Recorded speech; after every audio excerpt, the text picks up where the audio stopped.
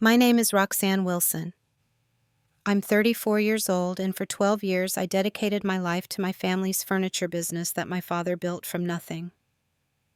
Last Thanksgiving changed everything when Dad stood at the head of the table, crystal glass in hand, and announced, "We're selling the family business and you're getting nothing." The room froze. My future vanished in seconds. If you're watching this, drop a comment letting me know where you're from.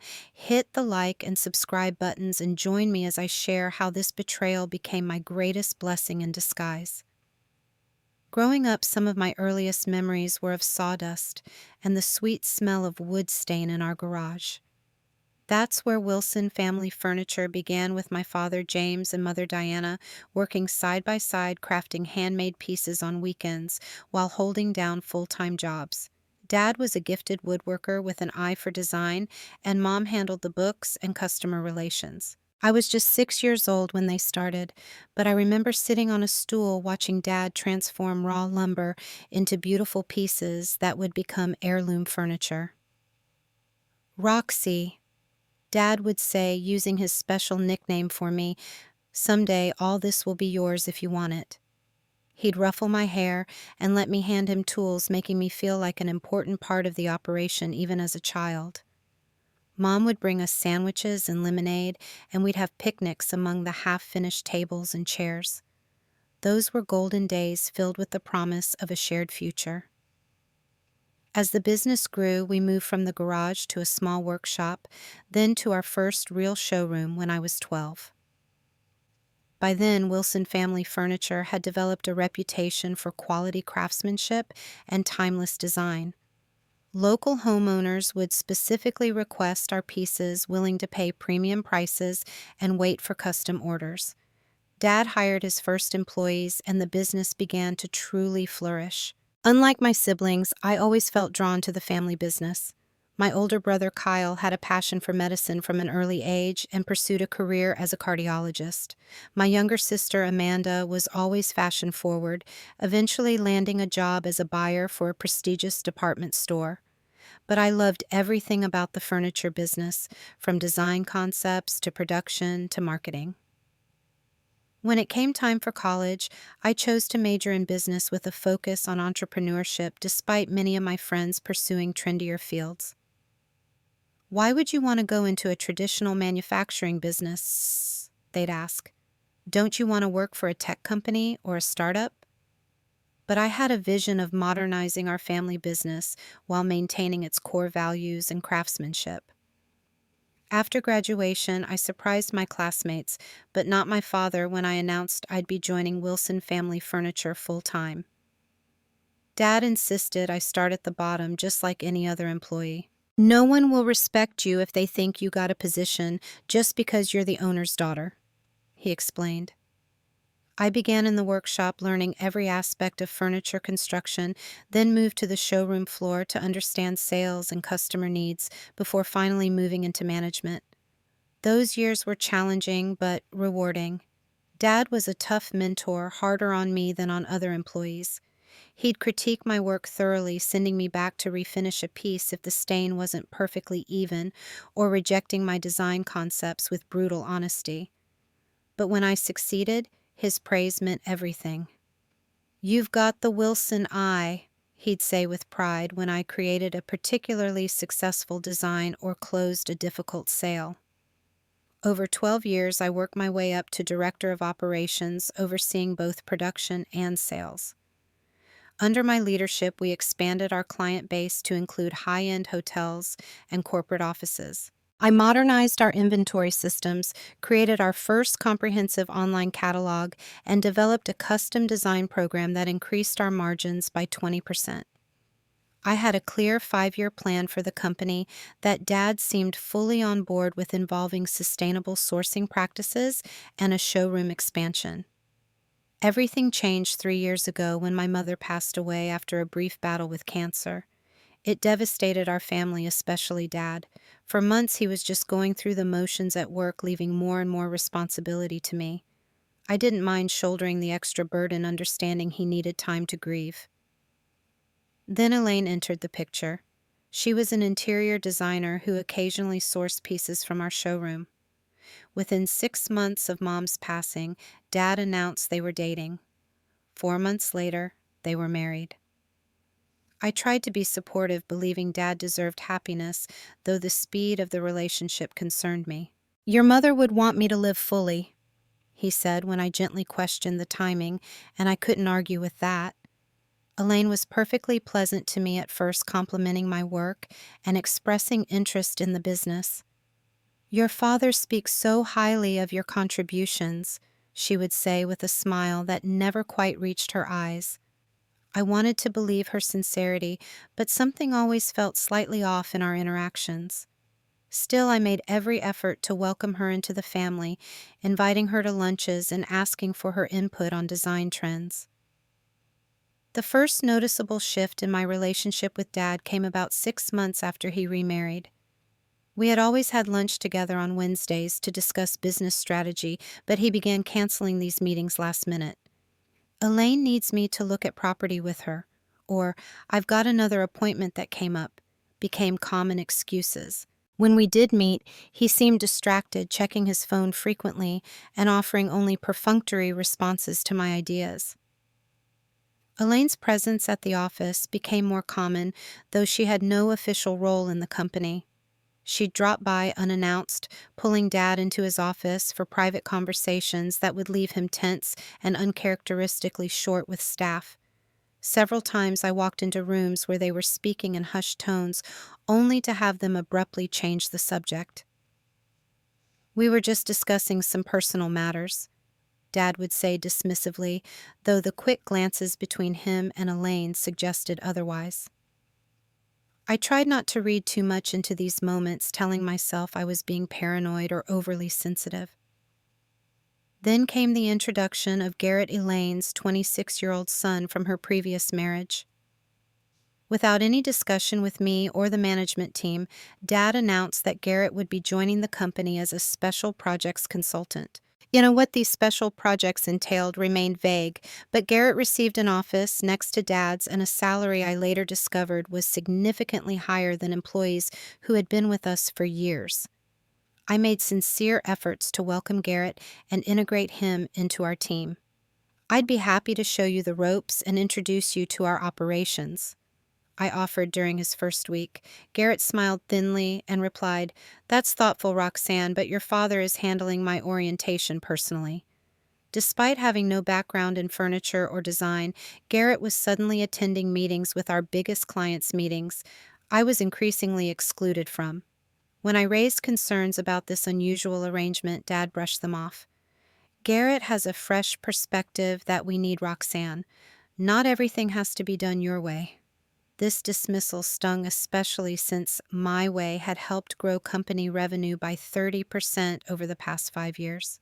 Longtime employees noticed the shift. Marcus, our production manager, who had been with the company for 15 years, pulled me aside one day. "Something's not right, Roxanne. Your dad's making decisions without consulting any of us who know the business. That new guy is in his ear constantly." I appreciated the solidarity, but felt powerless to change the situation. Family dinners became increasingly tense affairs. Elaine would dominate conversations, speaking about the business as though she had intimate knowledge of its operations. "James and I have been discussing a new direction for the company," she would say while Dad nodded along. My attempts to steer discussions back to established business plans were met with subtle eye rolls from Elaine and impatience from Dad. Garrett, when he attended these dinners, treated me with thinly veiled condescension. "Roxanne's ideas are quaint," he once said after I mentioned our sustainability initiatives, "but the real money is in volume production and outsourcing." Dad, who had once prided himself on American-made high-quality craftsmanship, didn't contradict him. My professional position became increasingly uncomfortable. Longtime employees would come to me with questions or concerns, expecting the same authority I had always had to address them, but increasingly I found my decisions undermined or reversed by Dad, or incredibly by Garrett. I tried to maintain professionalism, not wanting to drag staff into what I hoped was a temporary family tension. About 2 months before Thanksgiving, I was sorting through some paperwork when I came across documents for a new company registration, Wilson Elaine Designs LLC. The paperwork had my father's signature, but listed Elaine and Garrett as primary stakeholders. When I casually asked Dad about it over coffee the next morning, his face flushed with anger. "You shouldn't be going through private documents," he snapped, though the papers had been in our shared filing system. "It's just a side project Elaine is interested in, nothing that concerns the main business." I wanted to believe him, but the knot in my stomach grew. Still, I dismissed my worst fears. Dad had built this business from nothing, had always talked about it as a family legacy. Sure, he was acting strangely, and yes, Elaine and her son seemed to have undue influence, but surely he wouldn't make any drastic changes without discussing them with me first.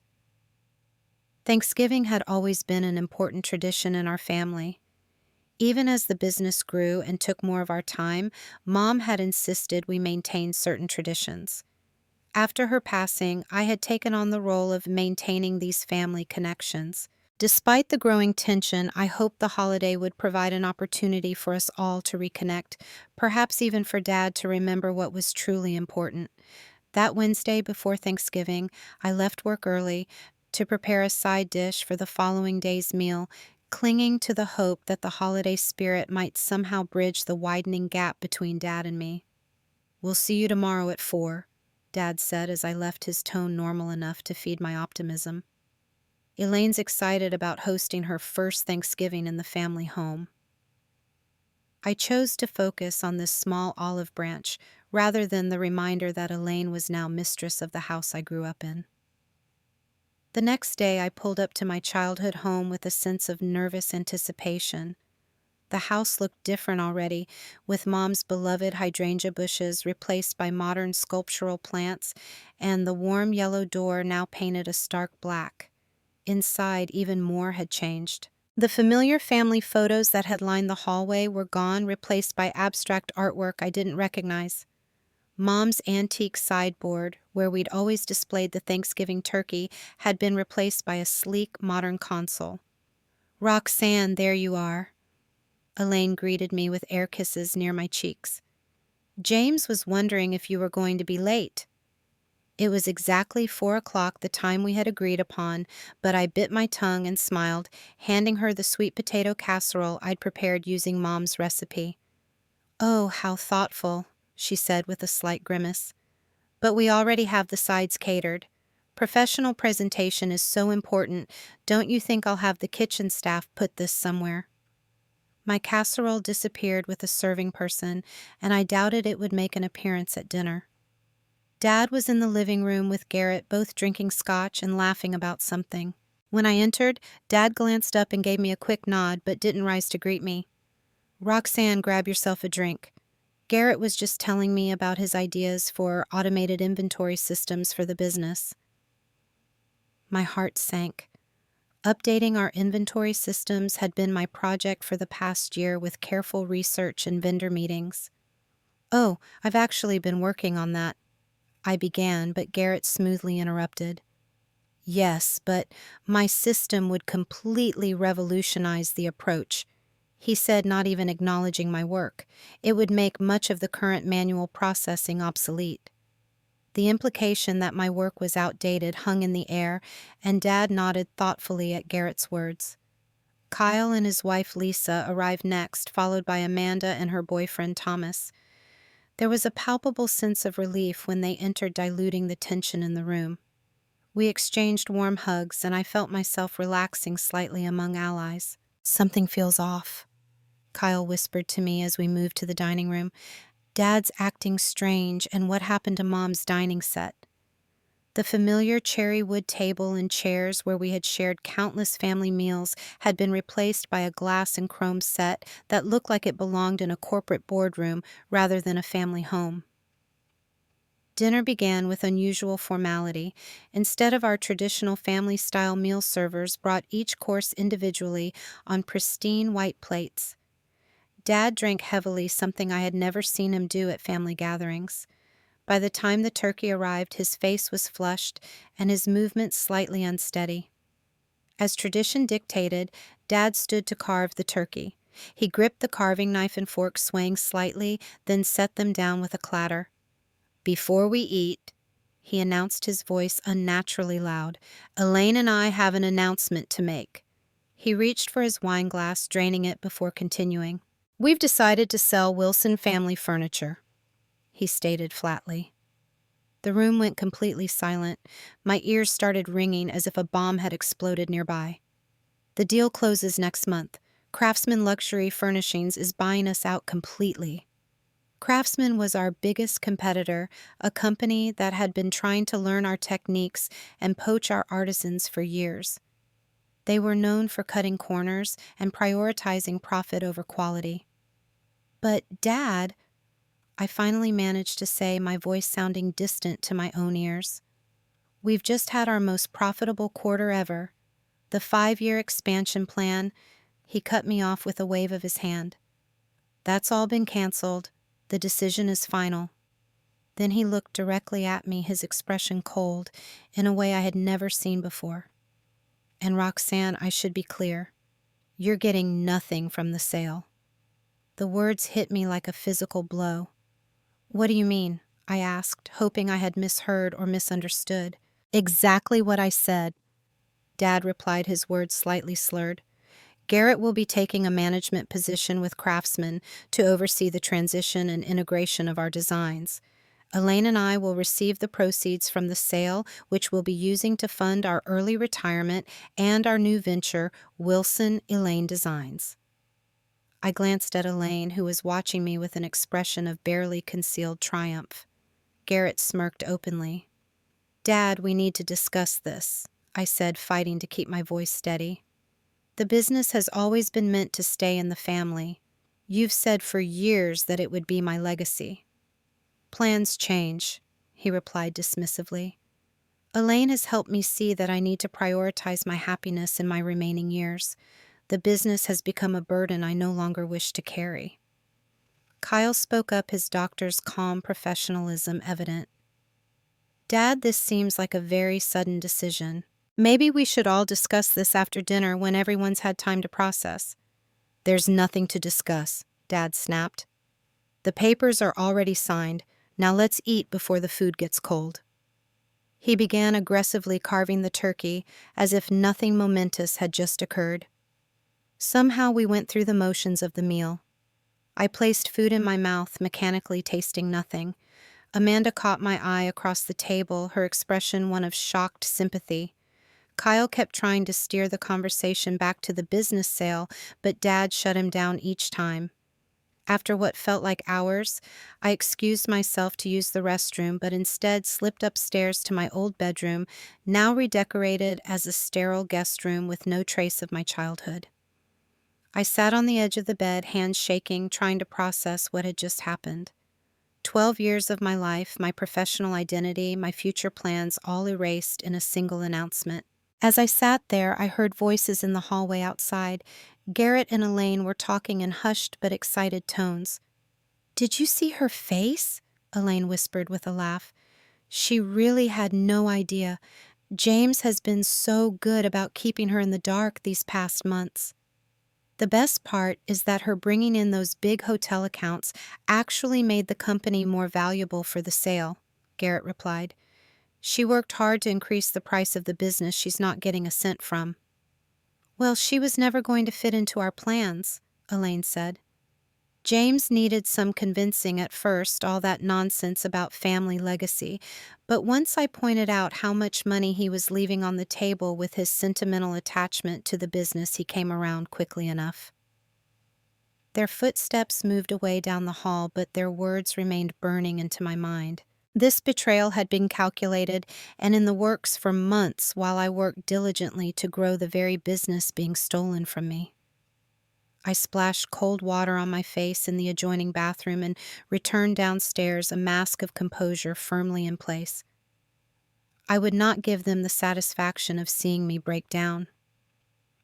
For the remainder of that awful evening, I sat at the table of my childhood home, now unrecognizable, and endured the most painful Thanksgiving of my life. The drive home from Thanksgiving dinner was a blur of tears and disbelief. Traffic lights smeared into watercolor streaks through my tears, and more than once I had to pull over because I couldn't see the road. The carefully constructed future I had planned lay shattered around me, and the betrayal by my own father cut deeper than any professional disappointment.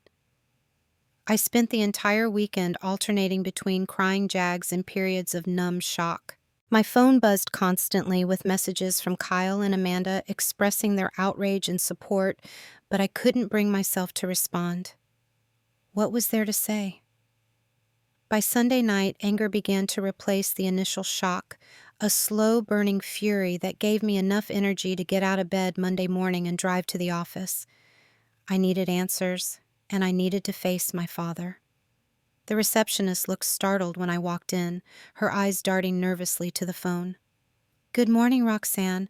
I didn't expect to see you today. Your father left instructions." "I need to see him," I interrupted, already walking toward his office. She picked up the phone, presumably to warn him I was coming, but I was already pushing open his door. Dad was seated behind his desk with Garrett in one of the visitor chairs, both looking up with identical expressions of annoyance at my entrance. "Roxanne," Dad said coldly, "we don't have a meeting scheduled." "I think the Thanksgiving bombshell earns me an unscheduled meeting," I replied, closing the door behind me. "You owe me an explanation at the very least." Dad sighed and gestured for Garrett to leave. After a moment of obvious reluctance, Garrett stood, giving me a smirk as he passed. When the door closed, Dad leaned back in his chair, regarding me with an expression I couldn't read. "There's nothing to explain beyond what I already told you," he said. "The business is being sold. It's a good deal, one that makes financial sense." "How can you do this?" I asked, my voice breaking despite my resolve to stay strong. "I've given 12 years of my life to this company. Everything I've done has been with the understanding that I was building something that would eventually be mine." "I never put that in writing," he replied coldly. "Business isn't about sentimentality, Roxanne. It's about making smart decisions. Since when this business was founded on your passion for craftsmanship and quality. You always said we weren't just selling furniture, we were creating heirlooms that would be part of families' lives for generations." A flicker of something, perhaps guilt, crossed his face, but it vanished quickly. Perspectives change. Craftsmen made an offer that would be foolish to refuse. And the fact that I brought in those major hotel accounts that increased our valuation had nothing to do with the timing, I asked, remembering Garrett and Elaine's overheard conversation. Dad at least had the decency to look slightly uncomfortable. "Your work has been valuable to the company, I won't deny that. Valuable enough to sell the company out from under me, but not valuable enough to include me in the proceeds or even the discussion," I said bitterly. "How long has this been in the works?" He hesitated before answering. "We've been in talks with craftsmen for about 6 months. 6 months. While I was working overtime to implement new systems and bringing in record sales, my father had been secretly negotiating to sell the business. And Garrett's position with them after the sale, that was part of the deal from the beginning.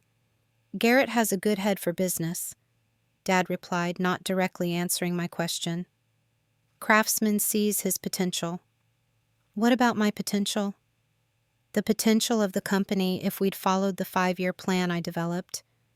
That plan was never going to work, Roxanne. You're too focused on craftsmanship and quality at the expense of profitability. The industry is changing." The irony of him criticizing me for valuing the very things he had taught me to prioritize wasn't lost on me. "So all those years you spent teaching me to value quality work, to put pride in our products, that was just talk." He shuffled papers on his desk, avoiding my eyes. "You'll need to clear out your office by the end of the week. The lawyers will be sending over some paperwork for you to sign non-disclosure agreements mainly. If you cooperate with the transition, there might be a small severance package." And if I don't cooperate, I challenged. His expression hardened. Then you'll get nothing at all. I suggest you think carefully about your next steps, Roxanne. Don't make this more difficult than it needs to be. I stood there staring at the stranger who had replaced my father. You know what's ironic? Mom would be so disappointed in you right now. That hit a nerve. His face flushed with anger. Don't you dare bring your mother into this. You have no idea what she would think. I know she believed in loyalty and family above all else, I said quietly. And I know she would never have recognized the man you've become. I left his office without waiting for a response, proceeding directly to my own office to find a security guard already posted outside. I'm sorry, Ms. Wilson, he said, looking genuinely uncomfortable. I'm supposed to supervise while you collect your personal belongings. The humiliation of being escorted through my own office like a potential thief was almost too much to bear. As I packed my photos and personal items into a cardboard box, colleagues watched with a mixture of sympathy and fear for their own positions. Some whispered quick words of support when the guard wasn't looking, but most kept their distance, understanding that association with me might now be career suicide. Tina, my assistant for the past 5 years, helped me pack with tears in her eyes. This isn't right, she whispered. After everything you've done for this company. It's going to be okay, I assured her, though I had no idea if that was true. Take care of yourself when the new management comes in. I had a feeling many of our longtime employees would find themselves replaced once craftsmen took over. As I carried my box through the showroom toward the exit, I took a final look at the business I had helped build. The carefully arranged furniture displays many featuring my own designs. The wall of awards the company had won, including several that were specifically for initiatives I had championed. The photos of our most significant installations, many of which I had personally secured and overseen. All of it would soon belong to our biggest competitor, and the father who had once promised this would all be my legacy had betrayed me for a quick payout and an early retirement with his new wife. That afternoon, I received an email from Dad's lawyer outlining a severance offer that was insulting in its inadequacy, 2 months' salary, in exchange for signing away any claims to the business and agreeing to comprehensive non-compete and non-disclosure agreements that would effectively prevent me from working in the industry I had devoted my career to. I deleted the email without responding. The betrayal went far beyond the professional loss. My father had been my mentor, my role model, and my closest ally for most of my life. His rejection of everything we had built together, everything he had taught me to value, left a wound that felt impossible to heal. That night I sobbed until there were no tears left, facing the reality that I had lost not just my job and my future, but the father I thought I knew. The week after Thanksgiving passed in a fog of grief and anger. I alternated between lying in bed, staring at the ceiling, and pacing my apartment, replaying every conversation with Dad over the past year, looking for signs I should have noticed. How had I missed this complete transformation in the person I thought I knew better than anyone? Kyle and Amanda came over together on Saturday, bearing comfort food and fierce loyalty. This is beyond messed up, Amanda said, setting down bags of takeout on my kitchen counter. Dad has completely lost his mind. Elaine has him wrapped around her finger, Kyle added, his doctor's analytical mind clearly trying to make sense of the situation. But that doesn't excuse what he's doing to you or the business. Their support was a lifeline I desperately needed. We spent the evening strategizing and processing their outrage, validating my own sense of injustice. Have you thought about legal options? Kyle asked as we picked at the remnants of our dinner. There has to be something you can do. I don't know, I admitted. Everything was always based on verbal promises and understanding. Dad made sure his name was on all the official paperwork. Still, you should talk to a lawyer, Amanda insisted. 12 years of work and growing the company value has to count for something. On Monday morning, with my siblings' encouragement ringing in my ears, I made an appointment with Patricia Hernandez, an attorney specializing in business disputes. She listened carefully to my story, taking detailed notes and asking pointed questions about my contributions to the company. Based on what you're telling me, you may have a case for promissory estoppel, she explained. Even without written documentation, if you can prove you made decisions based on promises that were later broken, there might be legal recourse. What we need is evidence of your contributions and of your father's promises regarding succession. Evidence was something I had in abundance. Over the next 2 weeks, I gathered documentation of every major client I had brought in, every successful project I had managed, every innovation I had implemented. I found old emails where Dad had discussed the company as my future inheritance and texts congratulating me on successes with phrases like "building your legacy" attached. Patricia was cautiously optimistic. This gives us a starting point for negotiation, at least. Your father's actions potentially constitute a breach of fiduciary duty if he was making decisions that benefited himself at the expense of the company's best interests. While the legal proceedings slowly began, I reached out to Martin Goldberg, a former professor who had become a mentor and friend in the industry. Over coffee in a quiet cafe, I poured out the whole sordid story. "Your father is making a massive mistake," Martin said after listening intently. "Not just personally, which is obvious, but professionally. Craftsman doesn't have the design sensibility or attention to detail that made Wilson successful. They'll run that business into the ground within 2 years." "That doesn't help me much now," I pointed out. Martin leaned forward. "Actually, it might. Wilson Furniture's clients chose you for a reason. The craftsmanship, the design aesthetic, the customer service, all of that came from the culture you helped create. If that disappears under Craftsman, there will be a gap in the market, a gap you could fill." The idea took root in my mind, a small seed of possibility in the barren landscape of my professional future. Could I start my own furniture company? Did I have what it took to build something from scratch the way Dad once had? Those questions haunted me as I battled the practical realities of my situation. With no income, my savings would cover my mortgage and expenses for only about 3 months.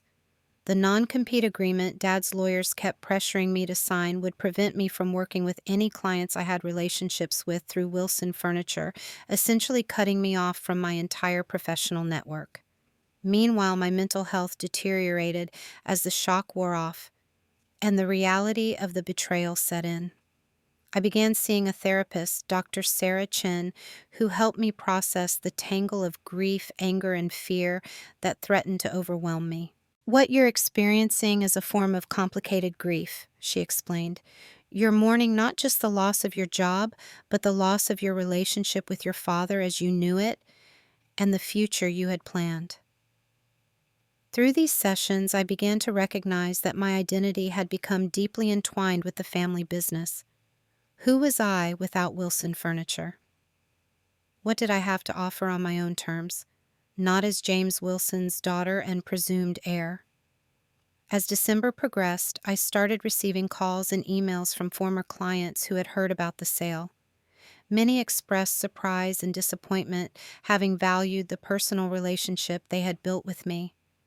"We chose Wilson because of the custom approach and your understanding of our needs," said Margaret Chen, the purchasing director for Hillcrest Hotels, a chain that had become one of our biggest clients under my management. "I'm concerned that will be lost with this acquisition." The similar sentiments were expressed by other clients, confirming Martin's prediction that Craftsman might not be able to maintain the relationships I had carefully cultivated. I was careful not to disparage the sale or the new ownership, but I listened attentively, filing away these concerns as potential opportunities. With Patricia's guidance, I also began researching Craftsman's business practices and market position. Despite being larger than Wilson Furniture, they had several weaknesses.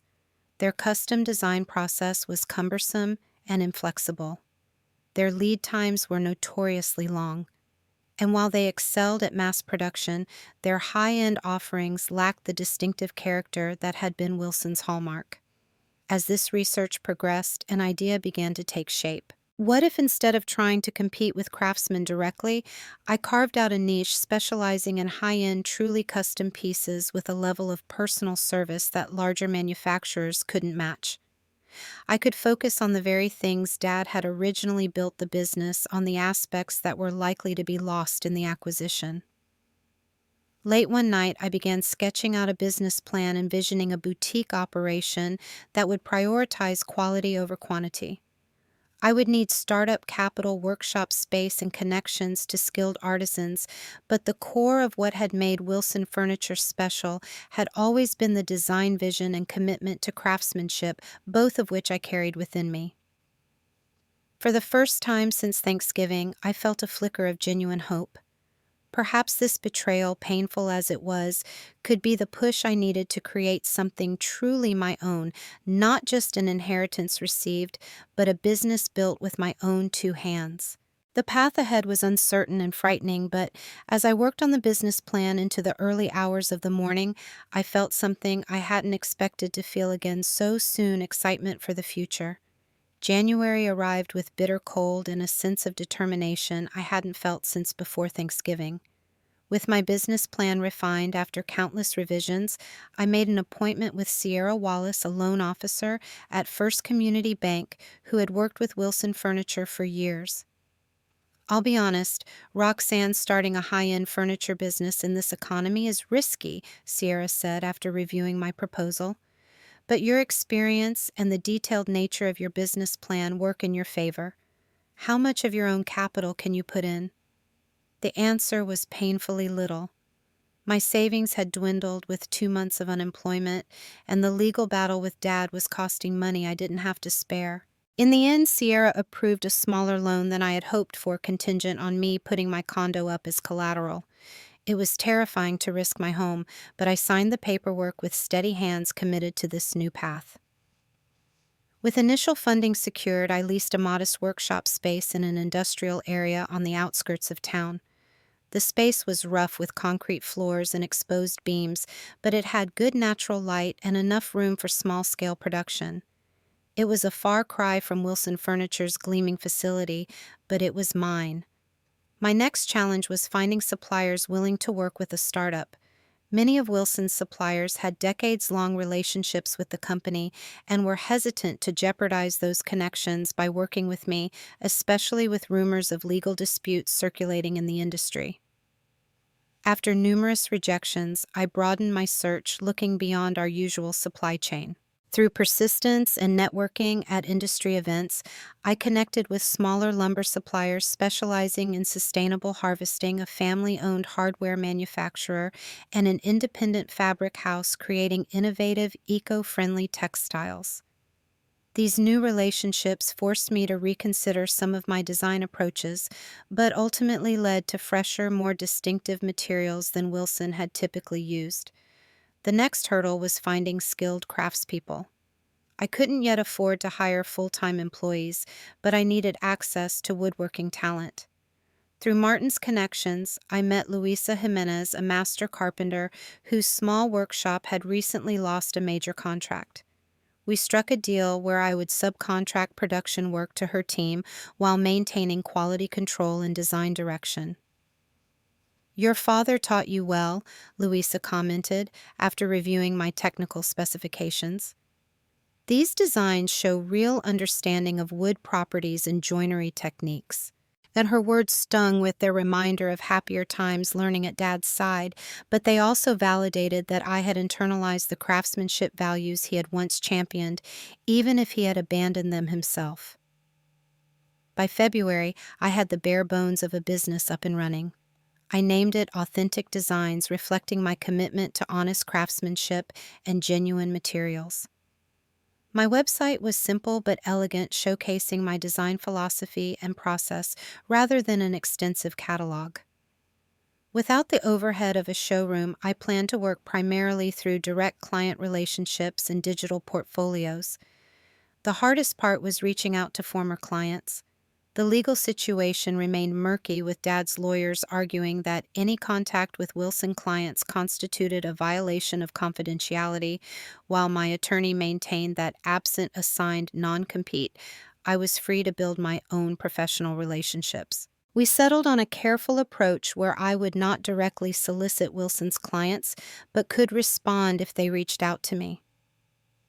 Fortunately, word had spread through the industry grapevine about my departure and new venture. Margaret Chen from Hillcrest Hotels called me directly. "We're not happy with the changes at Wilson's since the acquisition," she confided. "Craftsman's process is impersonal, and the quality control isn't what we're accustomed to. Would you be interested in bidding on a small project for our new boutique property? Something to see if your new company might be a good fit for us." It was exactly the opportunity I needed, a chance to prove myself with a prestigious client who could open doors to others if satisfied.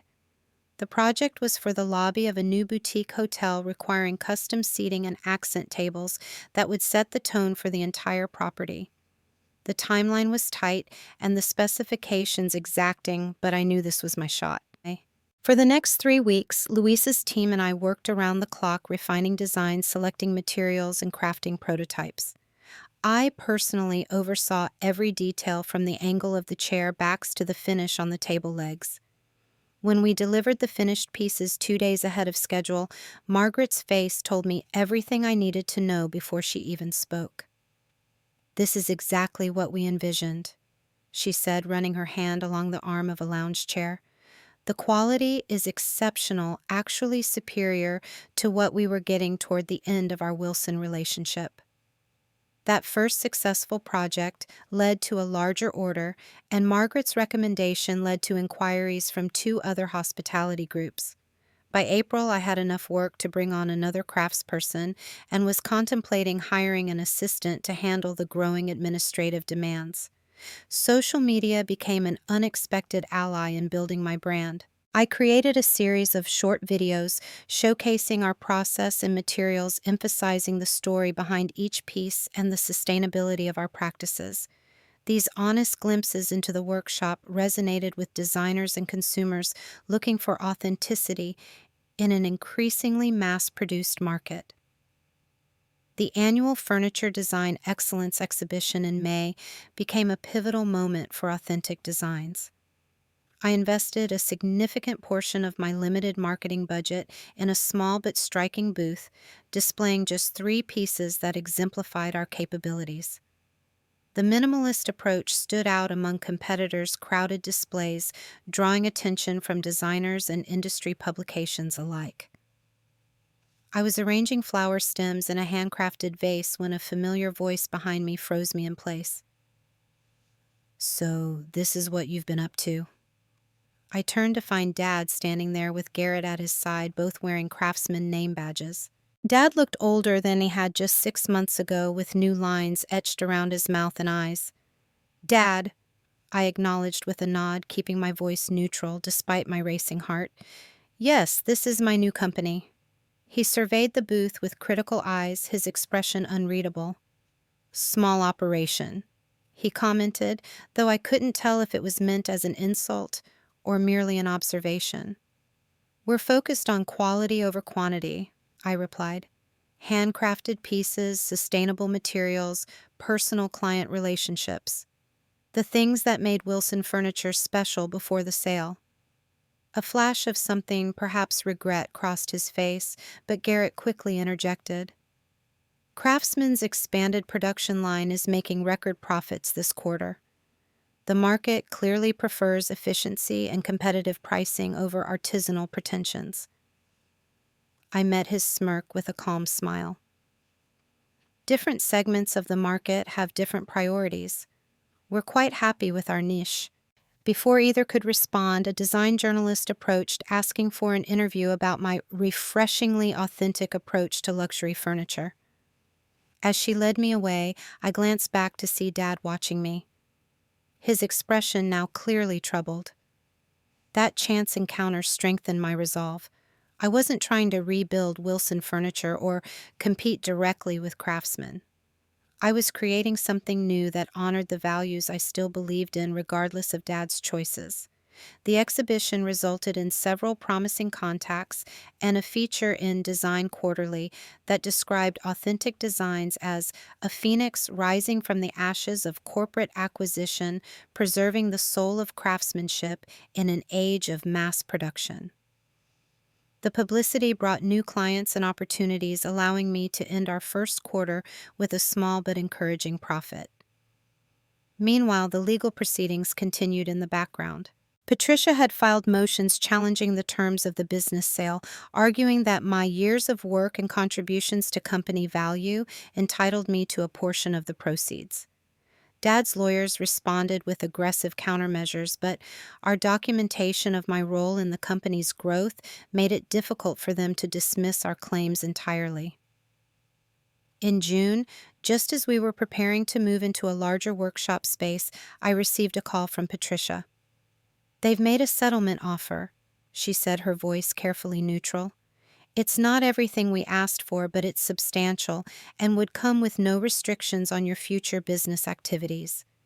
The offer acknowledged my contributions to Wilson Furniture's value and provided compensation that, while not equal to what I would have received as a true partner in the sale, would allow me to expand authentic designs without the constant financial pressure we'd been under.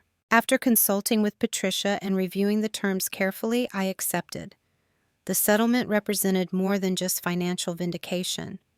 It was an acknowledgement, however reluctant, that what had been done to me was wrong.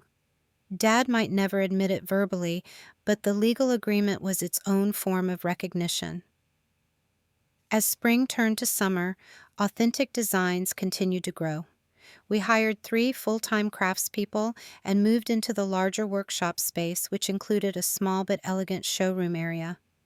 Repeat business and referrals allowed us to be selective about the projects we took on, focusing on work that aligned with our values and showcased our strengths.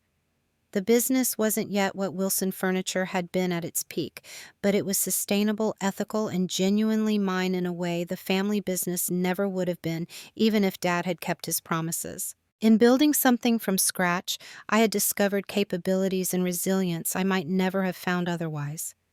The betrayal still hurt the relationship with my father, still damaged, perhaps beyond repair.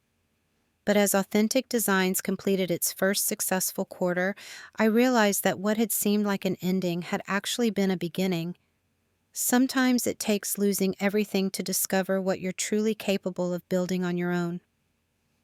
1 year after that devastating Thanksgiving announcement, Authentic Designs had established itself as a respected boutique furniture manufacturer with a growing reputation for exceptional craftsmanship and innovative design.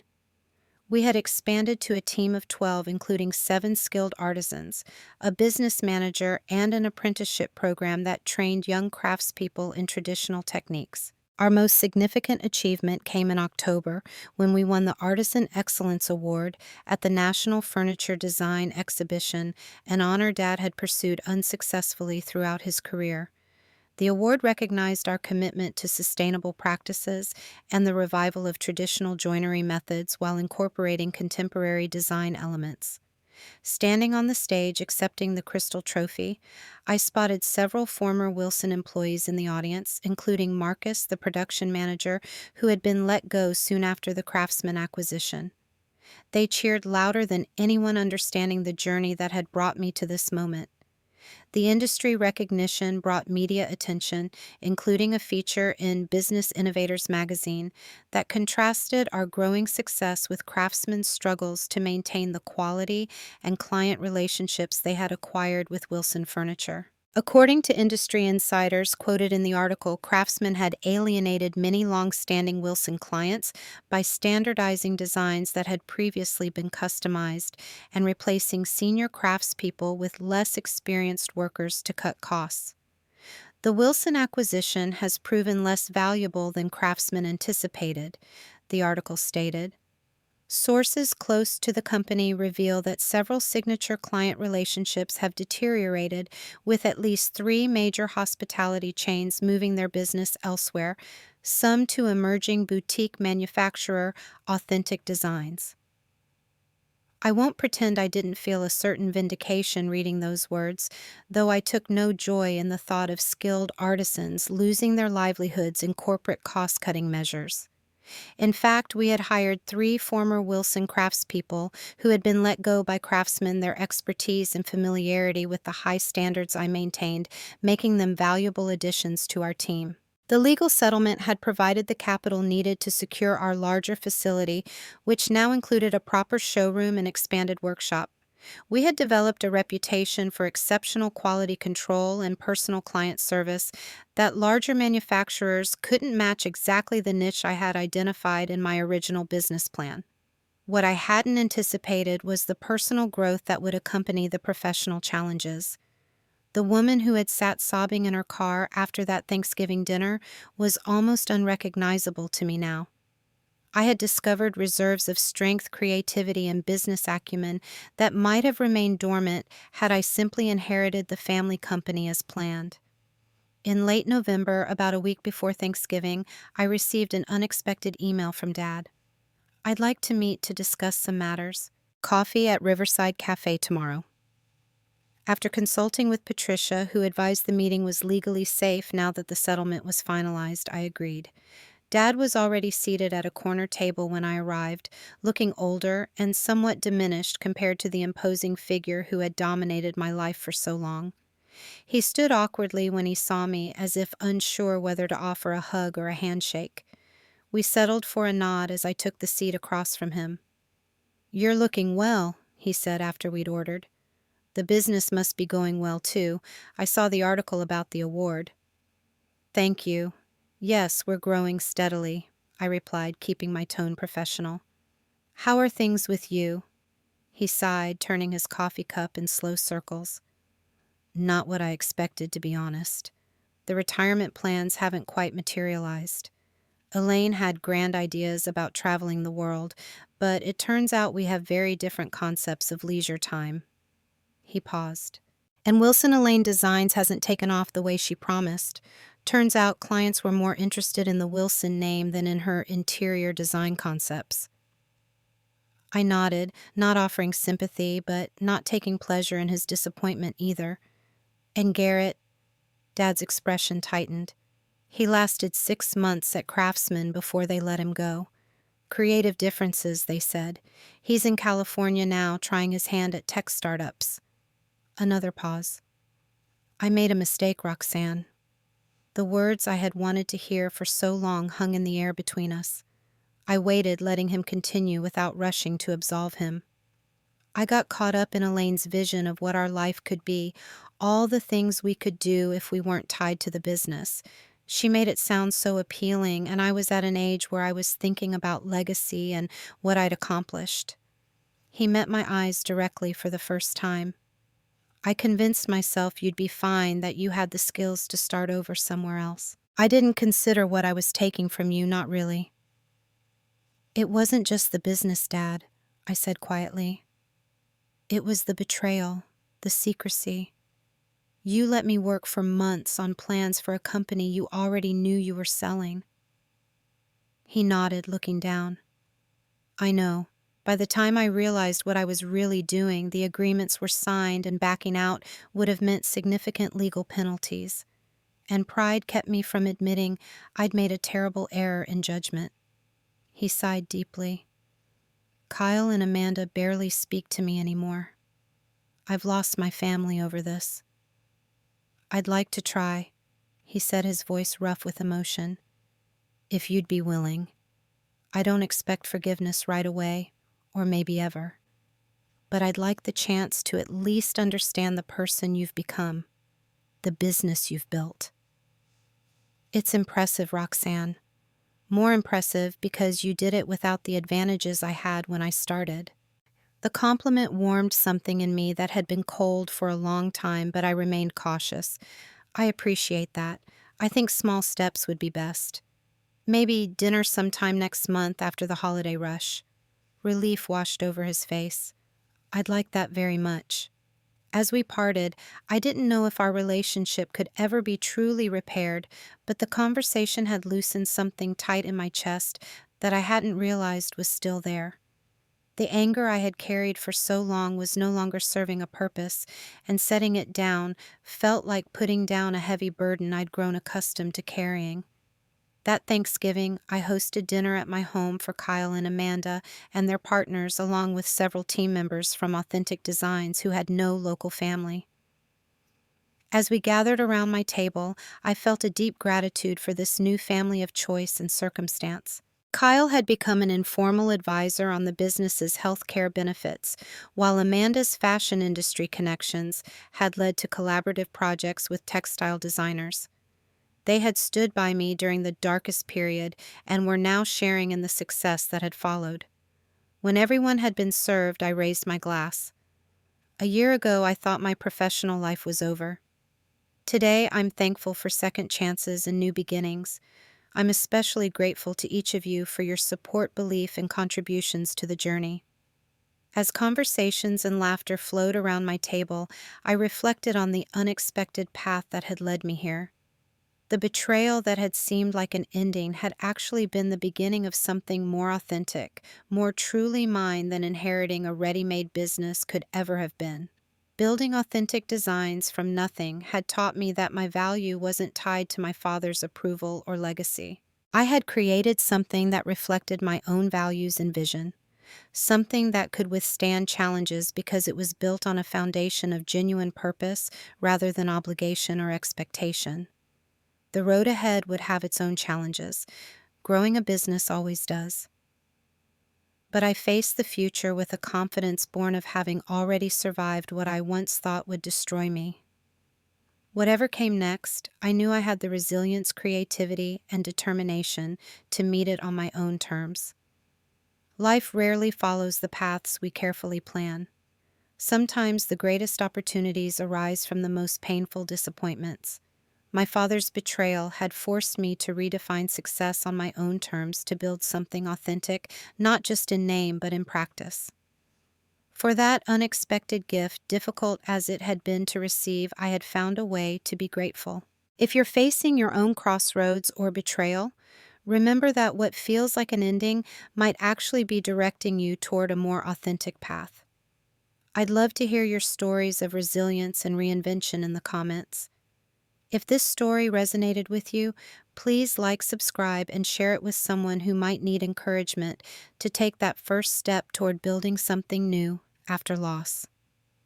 Thank you for joining me on this journey, and remember, sometimes the most beautiful creations emerge from the ashes of what we thought we wanted.